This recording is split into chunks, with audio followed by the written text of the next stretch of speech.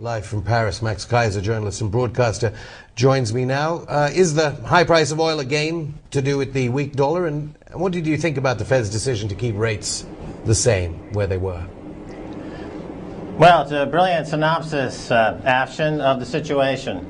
The dollar is weak, oil is strong. Bernanke was maybe holding out possibility of him becoming more hawkish on rates, maybe even raising rates a quarter of a point to throw the U.S. dollar bulls a bone. No cut was forthcoming, a lot of talk. The market saw this as an excuse to sell the dollar. The dollar is weak, very weak, and of course those commodities priced in dollars like oil and gold and other food commodities responded accordingly. So the U.S. is in an interesting situation, Afshin, because they can't raise rates without making the housing crisis worse. They can't lower rates without making the dollar more precarious. So they're backed themselves into a corner.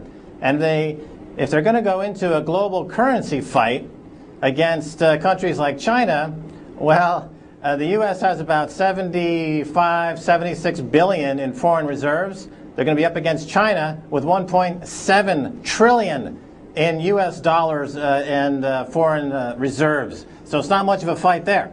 But so it could be an interesting fight, though. Do you think China would ever call that? I mean, during the 90s, of course, we all wondered about Japan calling in that bet, as it were. Sure. Well, Sumitomo Bank, Bank of Japan are direct extensions of the Federal Reserve System and the cartel on Wall Street, whether it's J.P. Morgan or Goldman Sachs.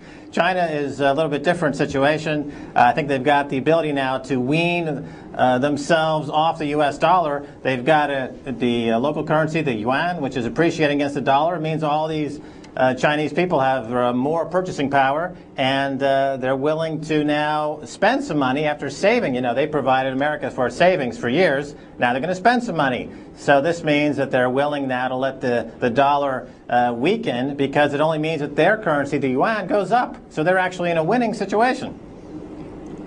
Just on the matter of gold, it hit a one-month high. It's traditionally seen as that investment of choice during wars. Is it the same indicator, or is oil a better bet? I brought you some gold, actually, Afshin. I'm going to send this to you. It's a 1 troy ounce of gold to put in your pocket and carry around with you as this crisis unfolds. But gold is poised to break out on the upside again. It is the commodity of choice for those who are looking for a safe harbor. It has been selling off over the past few months because the central banks and the commercial banks and the investment banks have large short positions in gold, trying to keep the price down. But they don't have inexhaustible finances to carry something like that out. So gold is really breaking out on the upside, and we're looking for gold to get through the $1,000 barrier again on its way to $2,000 and possibly $3,000 an ounce. We've got a graph coming up on the screen about from intrade.com about international politics betting, as it were, on the markets. I know you pioneered this type of betting. I mean, the international media says it's not the weak dollar, it's international politics. You probably can't see the graph in your studio there, but it shows a decline we're watching a graph about betting on a war with Iran, airstrikes against Iran. You had a look at the graph, I think, just before coming into the studio. How would you interpret the graph? Well, the global tensions right now, based on that graph, which is the probability of a U.S. bombing in Iran by September, I believe there's a 16% chance, with the chance rising to 30% by December, according to that chart. And this is a prediction market, or a perception market, which aggregates interest from traders all over the world who are making bets as to the probability of such an event occurring. My take on the recent weakness is that you see, for example, Bush is making nice with North Korea. He's, I guess, lifting some sanctions, or talking about lifting some sanctions. So there's a perception now that the neocons have had to take a step back. John Bolton was on TV today saying that, oh, Bush is making a horrible mistake by cutting the North Koreans any slack whatsoever. So traders who are betting on the possible bombing of Iran are selling out of their positions. They're pulling their money out of that position. But you see that in the December futures contract bombing Iran, it's a 30% probability. So I wouldn't say that by the time Bush is out of office, the probability is going to stay at 16%. Obviously, there's still some traders out there who are betting on bomb Iran by the end of the year, certainly, which corresponds with the Bush administration. And finally, back to what you were saying about how the Fed seemed to have got them in an unwinnable situation. Does that mean that oil futures will just continue to rise and the Fed has no options on the table to be able to stop it? Because, and of course, that too will mean political problems for political parties in Europe and in the United States.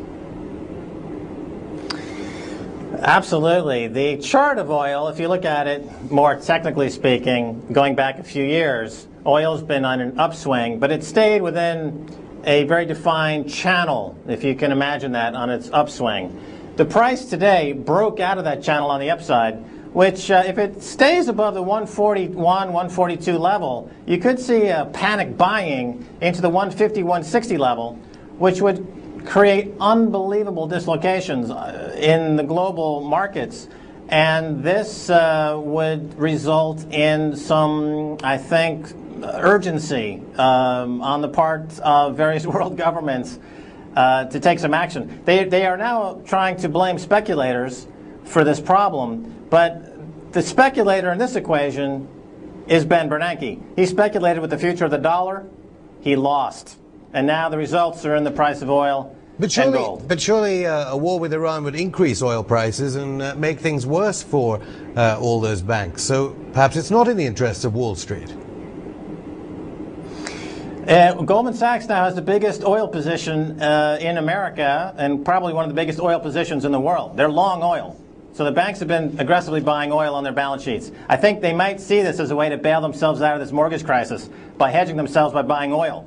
They have, remember, in the shadow banking system, Ashton, which is not talked about widely, but it's the back channel special investment vehicles that and conduits that exist between banks. It's roughly a $10 trillion market, which is unregulated and unreported. All of those paper in the shadow banking system, $10 trillion, is at risk of going bad, which would mean that every major bank in the U.S. is technically insolvent. So if they can get oil to a higher price and they're long oil, maybe this is how they're going to bail themselves out. You know, it's policies driven purely in self-interest. The Federal Reserve Bank and the commercial banks and the Wall Street banks are not acting in the interests of the population at large. They're acting purely in their own self-interest, which is a shame because their actions dictate the reality for 300 million Americans. But they don't see it that way. They see it only as a way to preserve their own self-interest. Max Keiser, financial analyst, thank you for giving that financial perspective on international affairs.